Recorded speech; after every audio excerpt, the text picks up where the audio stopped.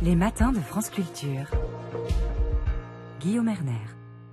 Xi Jinping est arrivé à Paris. Il a été reçu par Emmanuel Macron, mais aussi Ursula von der Leyen, présidente de la Commission européenne. La relation entre la Chine et la France et plus largement l'Union européenne peut-elle exister sur le plan économique sans que ce soit au détriment de l'Europe en général, de la France en particulier? Comment va l'économie chinoise? Pour la décrypter, je vous ai invité, David Bavrez, bonjour. Bonjour. Vous publiez un essai particulièrement stimulant, Bienvenue en économie de guerre, aux éditions Novice. Tout d'abord, comment va l'économie chinoise? Aujourd'hui, l'économie chinoise ne va pas bien. La grande surprise de cette année, c'est la déflation. Donc, si vous voulez résumer un problème très compliqué en juste une question, est-ce que la déflation chinoise aujourd'hui est juste conjoncturelle ou est-elle structurelle? C'est-à-dire, est-ce que la Chine, dans les 30 prochaines années, va être le Japon des 30 dernières années? Déflation, nous qui souffrons d'inflation, ça nous paraît être une bonne chose, la déflation, David Bavrez. Non, ça veut dire que les prix baissent? La déflation, quand vous avez beaucoup de dettes, quand vous avez une crise immobilière et quand vous avez une population qui décline, la déflation, c'est le cancer. C'est le cancer de l'économie. Parce que la déflation, ça veut dire que les prix demain sont moins chers et donc il vaut mieux repousser mes achats à demain après-demain. Et c'est la raison pour laquelle l'économie chinoise, la croissance ralentit beaucoup comparé à ce qu'on avait avant 2022. Ça veut dire que la demande baisse alors que la Chine s'était targuée de développer justement un marché intérieur important. Oui, alors ça c'est la propagande gouvernementale, mais elle n'a ce rééquilibrage de l'économie chinoise par l'accélération de la consommation intérieure n'a jamais eu lieu. Ce qu'il faut bien que vous compreniez, c'est la rupture de 2022 lors du 20e congrès du Parti communiste. Les 30 glorieuses de la Chine précédemment tiennent à une équation qu'on appelle le PPP, c'est le partenariat public-privé. C'est-à-dire qu'il y avait un gouvernement qui construisait l'infrastructure, une infrastructure très efficace dans tout le pays, et un secteur privé fait des meilleurs entrepreneurs du monde qui utilisaient cette infrastructure pour créer des sociétés et développer le pays. Et durant ce 20e congrès, le président Xi a lancé le signal que désormais, le secteur privé devait être sous contrôle étatique, direct ou indirect. Et donc, depuis 2022, tout l'investissement privé est désormais à l'arrêt. Il est simplement stable et la croissance de l'économie est entièrement étatique.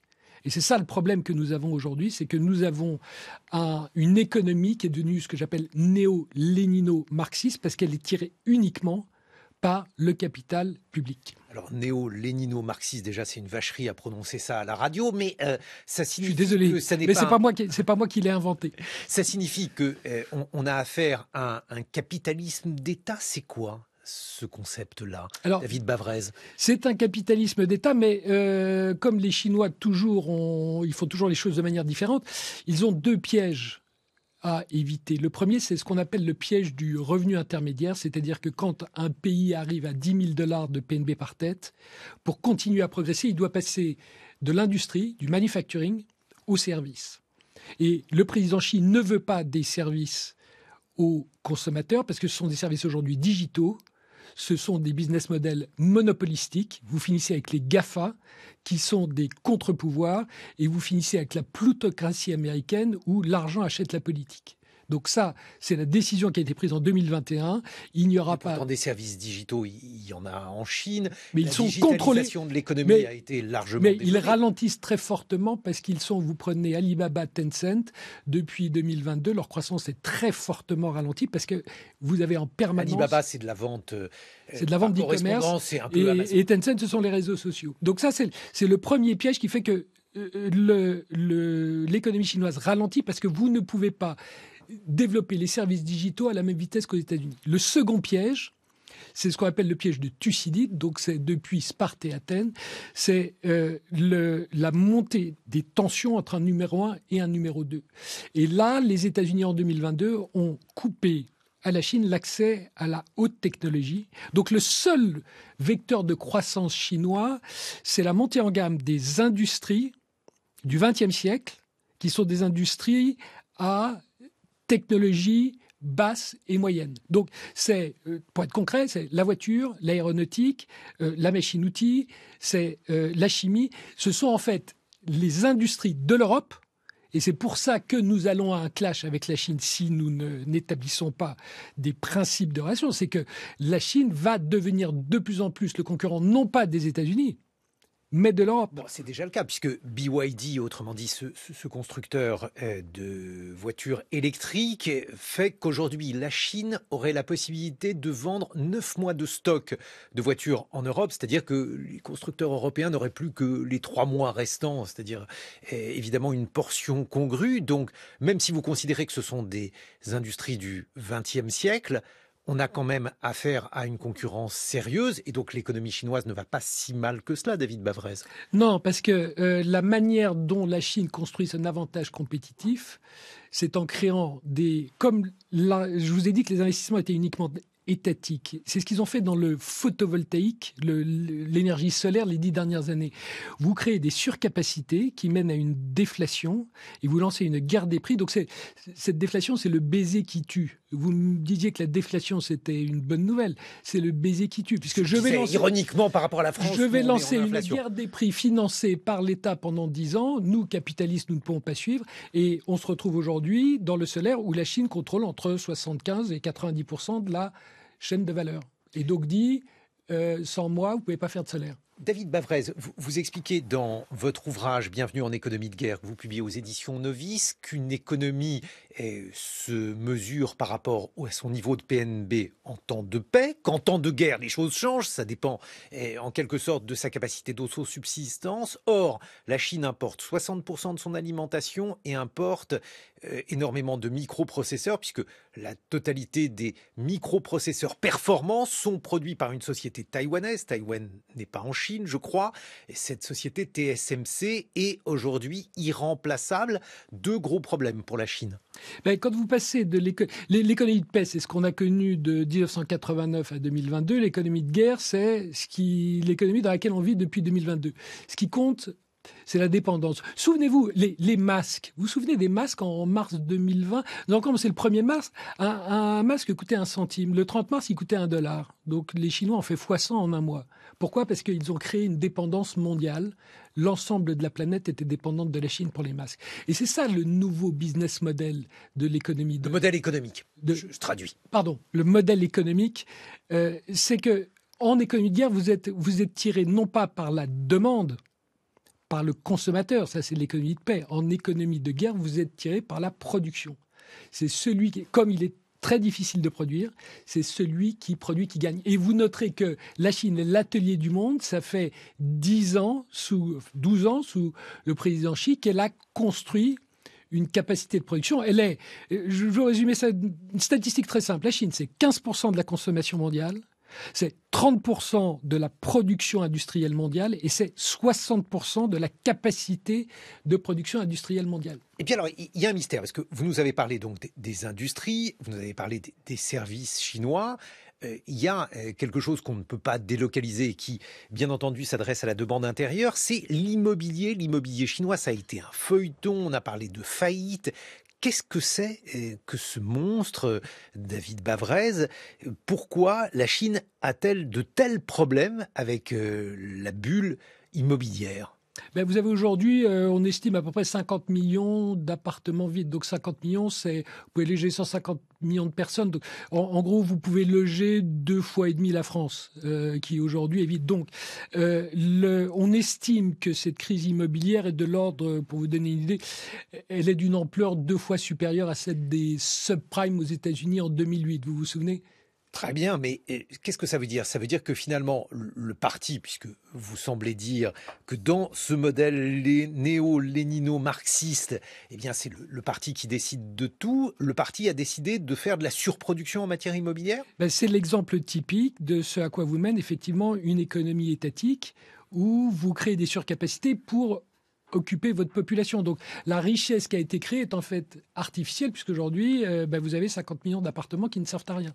Et alors donc, il y a des actifs qui aujourd'hui doivent être dévalorisés. Ça veut dire qu'il y a une partie de l'économie qui est une économie purement fictive. L'énorme problème, c'est que vous avez 70% de l'épargne des ménages qui est dans cet immobilier qui doit chuter d'entre 50 et 70%. Donc aujourd'hui, l'ensemble de la population chinoise est en fait ruinée dans son épargne.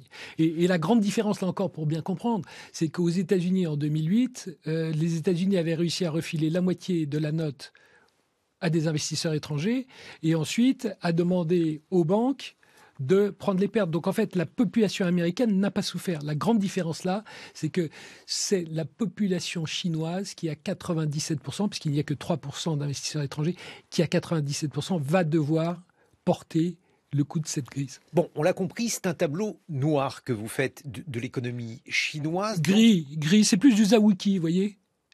Dans ce contexte-là, à quoi sert la visite de Xi Jinping sur le plan économique, David Bavrez?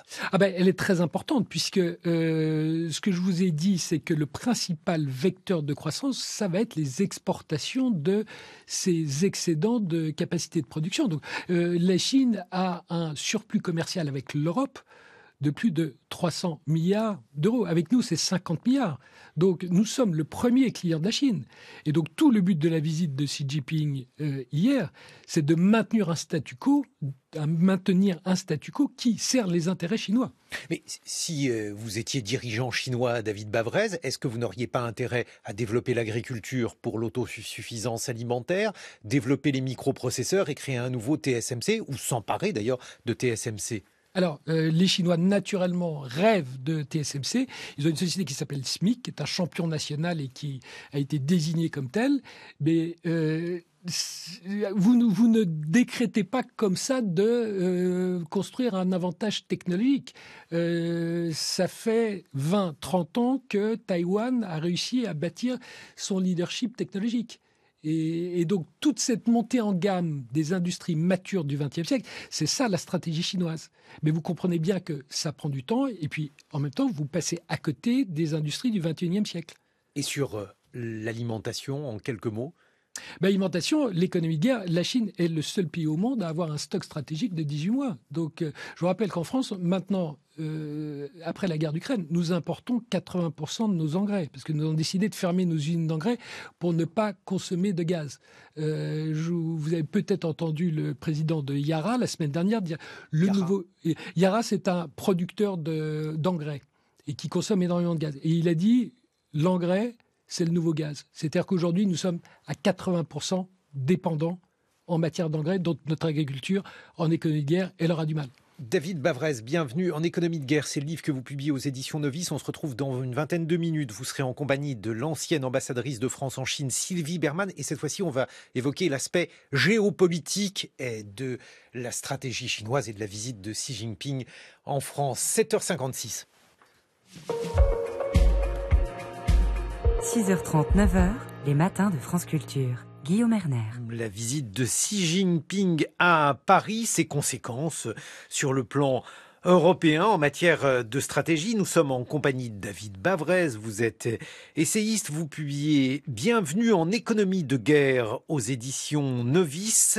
Et nous accueillons Sylvie Bermann. Bonjour Sylvie Bermann. Vous êtes ancienne ambassadrice de France en Chine entre 2011 et 2014. Que pense Madame l'ambassadrice de cette visite de Xi Jinping que vient d'évoquer mon camarade Jean Lémarie? Alors, il faut quand même rappeler, ce qui est une évidence, c'est que la Chine est la deuxième puissance mondiale, donc on ne peut pas l'éviter, et donc il est normal d'avoir des contacts réguliers. C'est une visite d'État, ce qui est normal également, d'autant plus que c'est la commémoration du 60e anniversaire de l'établissement des relations diplomatiques. Donc vous recevez votre homologue de façon courtoise, donc le tapis rouge, c'est normal, c'est le protocole républicain. Les désaccords, ils sont évidents. Je veux dire, sur la question commerciale, c'est d'ailleurs pour ça que le président de la République a invité Ursula von der Leyen, la présidente de la Commission. On ne va pas régler ça en 24 heures. D'autant plus que ça fait des décennies que ça dure. Les problèmes d'accès au marché chinois, le problème des subventions. Et moi, j'étais au 50e anniversaire lors de la visite de Xi Jinping. Il y avait déjà les mêmes problèmes. C'était pas les véhicules électriques, c'était les panneaux solaires. Et la rétorsion, c'était les vins. Donc, on se retrouve un peu dans cette même situation. Mais il faut en parler. Il faut essayer d'abord de passer les messages aux Chinois. Même chose sur la guerre en Ukraine. C'est pas parce qu'il y a c'est pas un soutien de Xi Jinping en tant que tel à la guerre. Je pense que cette guerre les embarrasse plutôt qu'autre chose, parce que ça les gêne dans leur activité internationale. Mais ils ne peuvent pas abandonner la Russie, parce que la Chine aura peut-être besoin de la Russie un jour. Que la relation soit asymétrique, elle l'est depuis des années en réalité. Et si l'ami de mon ami n'est pas mon ami, en tout cas, l'ennemi de mon ennemi est mon ami. David Bavrez, dans votre livre « Bienvenue en économie de guerre » aux éditions Novice, il y a un propos qui est un propos contre-intuitif et qu'il va falloir que vous nous expliquiez. Vous dites que la guerre que la Russie mène en Ukraine est en réalité un conflit sino-américain. Qu'est-ce que ça veut dire ? C'est ce que j'appelle la yéménisation de l'Europe. Vous savez, l'Iran et l'Arabie Saoudite se faisaient la guerre. Vous ne faites jamais la guerre chez vous. Vous faites la guerre dans une région tierce. Et aujourd'hui, on voit bien que à la fois les États-Unis et la Chine font leur guerre en Europe. L'idée, c'est que la Chine pille la Russie en achetant des hydrocarbures à vil prix, et que nous, Européens de l'Ouest, nous avons un transfert de valeur vers les États-Unis à travers l'énergie, le gaz naturel liquéfié, à travers la défense, à travers la réindustrialisation qui se fait non pas en Europe mais aux États-Unis à travers l'Iran. Il n'y a pas eu un transfert de valeur aussi important depuis sans doute la Seconde Guerre mondiale. Donc aujourd'hui, c'est un peu open bar entre les deux, le premier arrivé, premier servi en Europe. Alors attendez, parce que je comprends bien les intérêts chinois, si je vous suis dans ce contexte-là, les intérêts américains pour que l'Europe aide l'Ukraine, quels sont-ils ? C'est que plus ce conflit dure, plus il y a un transfert de valeur vers les États-Unis. Les États-Unis envoient je rappelle, le soutien militaire à l'Ukraine, il est à 80% américain. Donc, l'argent qu'on met, l'aide à l'Ukraine, il retourne aux États-Unis le lendemain. Le gaz naturel liquéfié, les prix ont augmenté de 10 fois quand on remplace le gaz russe par le gaz américain, etc., etc. Qu'est-ce que vous en pensez, Madame l'ambassadrice ? Alors, factuellement, c'est vrai, c'est les Américains qui bénéficient effectivement de cette guerre pour les raisons que David Bavrez a évoquées. Maintenant, c'est pas les Américains qui ont déclenché la guerre non plus. C'est quand même Vladimir Poutine. Ensuite, chacun s'est positionné. L'Europe, parce que c'est une guerre en Europe. Et effectivement, les Américains qui fournissent plus de 70% de l'aide militaire aimeraient maintenant transférer le fardeau aux Européens. Est-ce que cette visite de Xi Jinping en France, mais aussi en Europe, puisqu'il va aller en Hongrie et en Serbie, est de nature à déyéméniser l'Europe, selon vous, David Bavrez? Est-ce que c'est une manière d'essayer de rééquilibrer ces relations entre l'Europe et la Chine? Pas du tout. Je crois que le président Xi bénéficie. Il est dans le sud-ouest aujourd'hui, donc je dirais qu'il a le cassou de la grand-mère et l'argent du cassou de la grand-mère. C'est-à-dire qu'il a à la fois plus de 300 milliards de surplus commercial avec l'Europe, et puis il a les hydrocarbures, pas cher du tout, de la Russie. Donc en fait, il gagne sur les deux fronts. Et moi, ce qui m'a frappé dans cette conférence de presse hier, c'est que j'ai trouvé que c'était en fait une conférence ordinaire pour une période extraordinaire. C'est-à-dire que le problème que j'ai, c'est de réconcilier un discours de la Sorbonne il y a 10 jours, d'1h50 pour nous expliquer que l'Europe est mortelle, donc la période est extraordinaire. Il faut vraiment réagir. Et puis en fait, une conférence de presse où, visiblement, le président Xi dit qu'il ne donne pas d'aide militaire à la Russie. Il dit qu'il n'y a pas de surcapacité en Chine. Et en fait, on va s'entendre. Donc j'ai du mal à réconcilier une période extraordinaire et une conférence ordinaire. Je pourrais vous rétorquer, David Bavrez, après avoir lu David Bavrez, que la Chine est extraordinairement dépendante de ses exportations en Europe, puisque son marché intérieur... Je ne vais pas vous contredire. La bulle immobilière ayant éclaté, elle ne peut pas se reposer sur son marché intérieur pour essayer de faire repartir son économie qui est en panne depuis le Covid. Et puis le troisième problème que la Chine a, c'est qu'elle est extrêmement dépendante de ses importations alimentaires venues notamment d'Europe, d'Ukraine. Donc ces trois éléments font que finalement, la situation n'est pas aussi déséquilibrée que vous le dites. Ben c'est là où je trouve qu'on est mauvais. C'est là où, comme d'habitude, l'Europe est divisée. Vous l'avez bien vu avec Madame von der Leyen. Vous avez ce qu'on appelle en anglais le good cop, bad cop, donc le gentil gendarme et le méchant gendarme. Et naturellement, la Chine nous divise. Et c'est comme ça que nous n'arrivons pas, nous, Européens, à faire valoir une relation qui, effectivement, devrait être beaucoup plus équilibrée qu'elle n'est. Sylvie Berman. Oui, je crois que le point de départ pour les Chinois, c'est que, contrairement à la Russie, ils ne considèrent pas que l'Union européenne est une vassale des États-Unis. Mais ce qu'elle essaie d'obtenir, c'est qu'elle ne le devienne pas. Et donc, pour elle, son idéal, ça serait effectivement l'autonomie stratégique de l'Union européenne prônée par Macron. Mais ce n'est pas la réalité des choses aujourd'hui, parce qu'on n'est pas suivi par un grand nombre de partenaires. Et dans la relation avec la Chine, il y a quand même une problématique qui est la position de l'Allemagne. Parce que même si, alors qu'autrefois, l'Allemagne était excédentaire, donc elle pouvait dire que c'est notre faute si on ne vendait pas suffisamment à la Chine, elle s'opposait à la réciprocité. Aujourd'hui, elle est devenue déficitaire aussi. Mais en même temps, elle a absolument besoin de ses exportations en Chine. Et c'est la raison pour laquelle Olaf Scholz s'y est rendu avec les grands industriels allemands et ont conclu des accords. Autrefois, la voiture en Allemagne, en Chine, c'est la voiture allemande. Vous arriviez à l'aéroport, vous aviez un grand poster, enfin immense, Das Auto.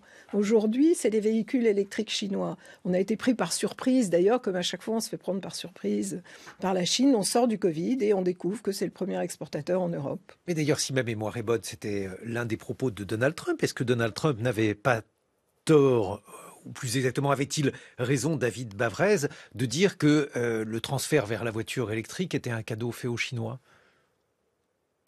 Alors, les États-Unis, c'est ça qui est intéressant, c'est que, vous voyez, Apple a dit il y a 10 jours, on ne fera pas l'Apple Car. Ça fait partie de ces industries du XXe siècle auxquelles les États-Unis ne s'intéressent plus. La grande différence entre les Sauf États-Unis peut-être Tesla, David Bavrez. Oui, mais pas tellement, parce que Tesla, vous allez voir que c'est pas seulement la voiture, mais c'est surtout le stockage de l'énergie, et ça va être beaucoup d'autres activités dans le futur. Moi, ce qui me frappe, c'est que les États-Unis ont défini leur rivalité stratégique systémique avec la Chine en disant la guerre est technologique, on vous coupe la technologie. Nous, Européens, nous avons dénoncé en 2019 une rivalité systémique et depuis, nous ne l'avons ni définie, ni nous n'avons agi. Et c'est ma déception par rapport à ce qui s'est passé hier, c'est que je m'attendais hier, compte tenu du discours de la Sorbonne, que le président français allait exprimer des principes, parce que une fois que vous êtes mis d'accord avec les Chinois sur des principes, on fera comme les Américains. Les Américains, il y a 700 milliards de dollars de business entre la Chine et les États-Unis. Mais alors, qu'est-ce qu'il aurait fallu dire dans ce cas-là hier que nous n'avons pas dit ? Les lignes rouges telles que Henry Kissinger les voulait, il y en a deux.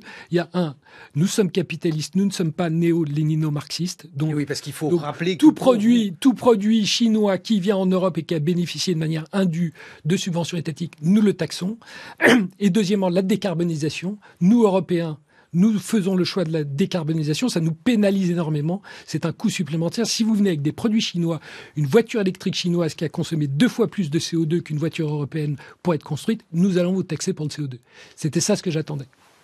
Sylvie Berman, pourquoi ne l'a-t-on pas dit alors dans ce cas-là ? Mais c'est tout l'objectif justement de l'enquête qui est faite par la Commission sur les subventions contre les véhicules électriques. D'ailleurs, c'est la France qui l'avait demandé. C'est bien pour ça que la Chine a choisi comme représailles le cognac français.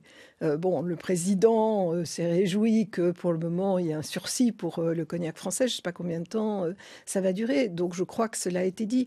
Maintenant, quand on fait la comparaison avec les Américains, Il y a une question de rapport de force et les Américains sont plus puissants. Ils peuvent se permettre de dire ce qu'ils veulent. Ils peuvent se permettre d'insulter les Chinois.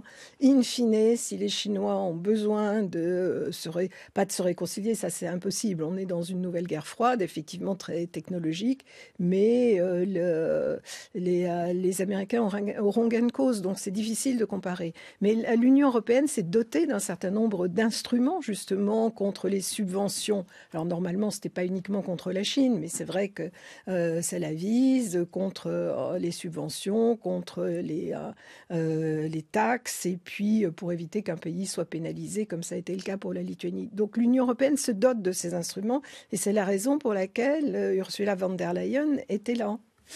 Je vais prononcer un gros mot également, Madame l'ambassadrice, la question des droits de l'homme. Alors, elle a été évoquée tout à l'heure dans le billet politique de mon camarade Jean Lémarie. On a entendu Raphaël Glucksmann rappeler que selon lui, Xi Jinping n'était pas notre ami. Il y a la question des Ouïghours avec un risque de génocide, je ne sais pas comment le nommer. Il y a la question donc du Tibet qui est colonisé par la Chine, et puis au-delà de ça, un vrai problème de liberté générale en Chine. Face à ça, qu'est-ce que l'on fait? Qu'est-ce que l'on pourrait faire, devrait faire? Alors, en général, c'est mentionné à huis clos. C'est fini le temps où l'Europe, les États-Unis, enfin bon, encore que les États-Unis le font encore, le faisaient à haute voix, dans des grandes déclarations. Mais encore une fois, tout ça est une question de rapport de force. À l'époque, enfin même il y a encore une dizaine d'années, l'Union européenne remettait à la Chine des listes de cas individuels. Elle ne veut plus les recevoir. Elle considère qu'aujourd'hui, elle est la deuxième puissance mondiale. Elle n'a pas de leçons à recevoir. Mais je crois qu'il faut le mentionner, bien évidemment, exprimer une préoccupation sur la question des Ouïghours. Et je pense que cela a été fait durant les entretiens. Vous vivez, David Bavrez, à Hong Kong. Comment les choses se déroulent-elles à Hong Kong? Alors, Hong Kong, quand on est en France, on pense que Hong Kong est mort. La réalité, c'est que Hong Kong se réinvente. Et Hong Kong, dans cette guerre froide, va avoir un rôle très particulier, ce que j'appelle la Vienne de la Seconde Guerre froide. C'est le seul endroit au monde. Vienne, c'était le lieu où se retrouvaient les deux mondes à l'époque-là. URSS et États-Unis. Et aujourd'hui, les Chinois ne peuvent plus sortir de Chine parce qu'il y a une loi de sécurité nationale. Si vous sortez avec des données dites sensibles, vous risquez d'aller en prison. Et les Américains ne veulent plus aller à Shanghai où ils ont vu que leurs collègues, durant le Covid, ont été enfermés pendant 2 mois sans avoir à manger. Donc en fait, Hong Kong va avoir un nouveau rôle. C'est là où, à la fois sur le plan diplomatique, mais surtout sur le plan business, parce que je vous rappelle qu'il y a 700 milliards de dollars d'échanges entre Amérique et Chine, c'est là qu'on va gérer tous les problèmes. Mais alors justement, je m'adresse à votre casquette non pas d'essayiste, puisque vous venez de publier Bienvenue en économie de guerre aux éditions Novice, mais à votre qualité d'investisseur, David Bavrez, puisque vous avez qualifié le régime chinois sur le plan économique de néo-lénino-marxiste. Est-ce que ça ne fait pas peur aux investisseurs d'être face à un risque de changement de doctrine du gouvernement, d'investissement direct de l'État dans certaines sociétés, d'avoir une bulle immobilière, 25% du PIB qui est suspendue dans les nuages? Ça n'est pas un frein considérable à l'investissement étranger en Chine?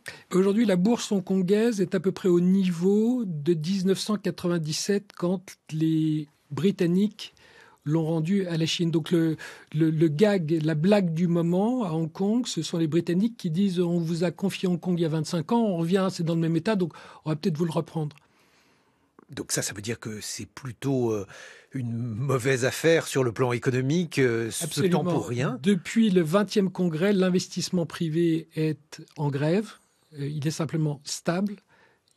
Toute la croissance chinoise aujourd'hui est entièrement financée par de l'argent étatique et c'est la raison pour laquelle nous, investisseurs étrangers, vous savez, à Rome, vous faites comme les Romains. Tant que les entrepreneurs privés chinois n'investiront pas sur leur propre marché, ça n'est pas le reste du monde qui va investir. Donc au 3e trimestre de l'an dernier, on a eu un petit tremblement de terre dans notre écosystème.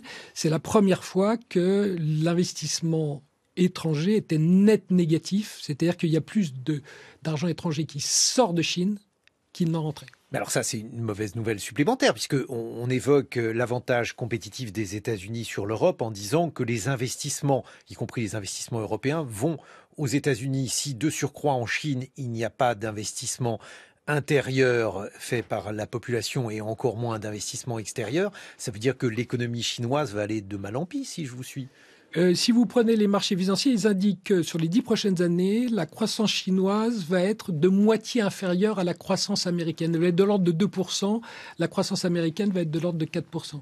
Et puis l'autre question qui se pose, Sylvie Bermann, c'est la question taïwanaise. Alors c'est à la fois une question économique et une question géopolitique. On a évoqué l'importance de Taïwan, notamment pour cette énorme société TSMC qui fabrique les microprocesseurs dont le monde entier a besoin. Que veut la Chine par rapport à Taïwan ?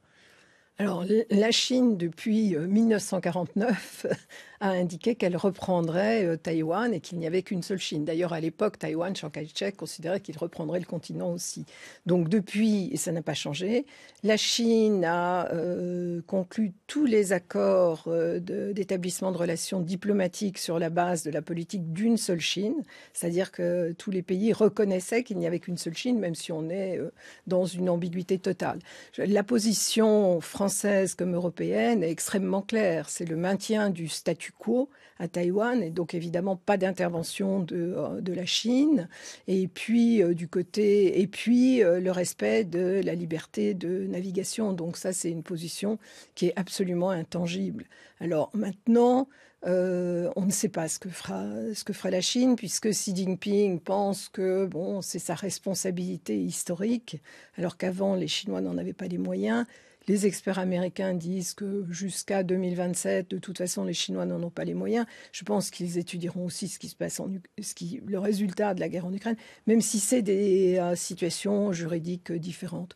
Donc personne ne peut dire aujourd'hui, il y a des positions de principe, personne ne peut dire aujourd'hui ce que fera la Chine à Taïwan, même s'il y a des provocations aussi américaines. Quand il y a la visite de Nancy Pelosi, la présidente de la Chambre des représentants, c'est pas très bon ni pour Taïwan, ni pour un règlement de la situation. Et puis d'autre part, les Chinois profitent de ces occasions-là pour renforcer la militarisation dans la zone, faire des démonstrations, des exercices militaires. Donc il y a une situation extrêmement tendue, je pense que d'un côté comme de l'autre, et en particulier des Taïwanais.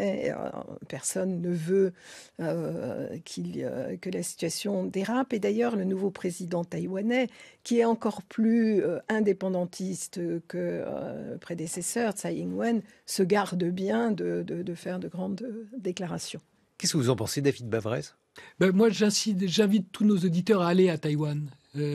Parce que c'est extrêmement intéressant. J'ai écrit dans mon livre « La guerre du détroit n'aura pas lieu ».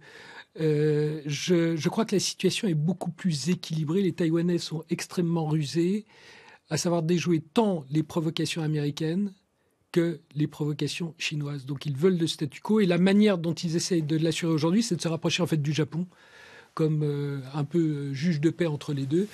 Et en économie de guerre, Taïwan a su se rendre essentiel. Donc le reste du monde est totalement dépendant de Taïwan. Si vous n'avez pas de TSMC, vous avez sans doute, je vous ai vu avec un téléphone portable, si TSMC disparaît, vous n'aurez plus votre téléphone portable. Donc l'ensemble du monde a besoin de Taïwan. Je pourrais acheter un Huawei. Mais le Huawei, s'il est de très bonne qualité, il dépend de puces qui sont produites par TSMC. Mais non, les Américains ont imposé l'ouverture d'une usine TSMC aux Américains, aux États-Unis. Oui, alors elle a 2 ans de retard à la fabrication, au montage, et quand elle va sortir, la technologie des 5 nanos sera complètement dépassée. Donc les Taïwanais, au même moment, construisent une usine aux États-Unis et une usine en Chine, mais 2 technologies qui seront dépassées quand elles ouvriront. Un mot de conclusion sur cette visite, Sylvie Bermann. Bien, je crois que c'est une visite utile, incontournable, indispensable, même si ça ne permet pas de régler toutes les questions. Et la rencontre qui a lieu aujourd'hui dans les Hautes-Pyrénées est importante aussi parce que autrement, on est toujours dans des éléments de langage d'un côté comme de l'autre et dans la confrontation. Et je pense que c'est important de pouvoir se parler, pas nécessairement pour résoudre les choses, mais au moins comprendre la position de l'autre. Un mot de conclusion. On quitte la naïveté, mais il ne faut pas qu'on rentre dans l'illusion. Donc moi, une des craintes que j'ai, c'est qu'aujourd'hui, on croit qu'il y a une relation spéciale. Ça me rappelle un peu le couple franco-allemand dont on parle seulement à Paris et dont on n'entend jamais parler à Berlin. Bienvenue en économie de guerre, c'est l'ouvrage que vous publiez, David Bavrez. Il se trouve aux éditions Novice.